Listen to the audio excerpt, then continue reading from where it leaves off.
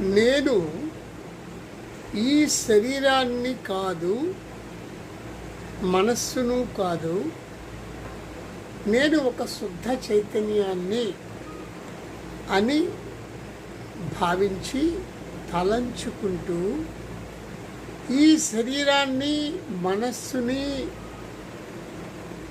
ప్రత్యేకంగా ఒక ఆబ్జెక్ట్, మన చుట్టూ ఉన్న వస్తువుల్ని ఎలా చూస్తామో అలాగ ప్రత్యేకంగా నీ శరీరాన్ని, మనస్సుని చూడటం ప్రాక్టీస్ చేస్తే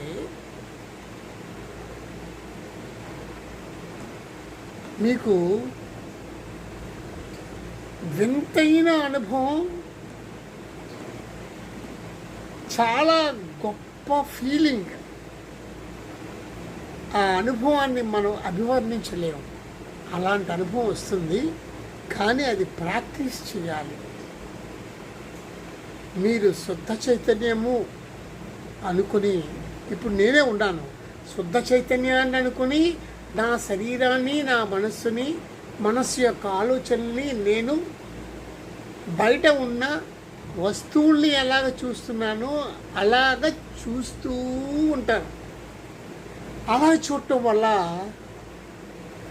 నాకు ప్రశాంతత, ఆనందము, అదే సత్ చిత్ ఆనంద్, సత్ చిత్ ఆనంద్, అదే శివోం.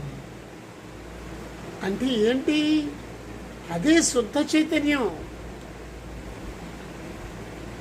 అది మీరు తెలుసుకోవాలి.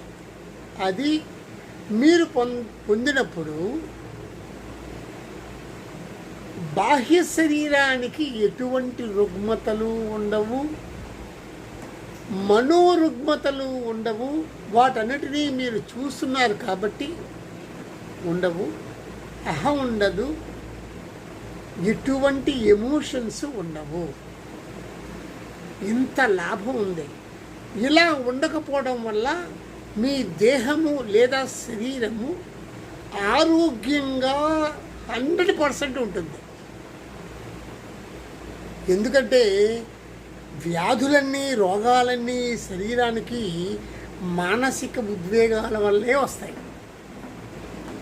సుమారుగా ఇవన్నీ ఉండవు, ఇవన్నీ పోతాయి.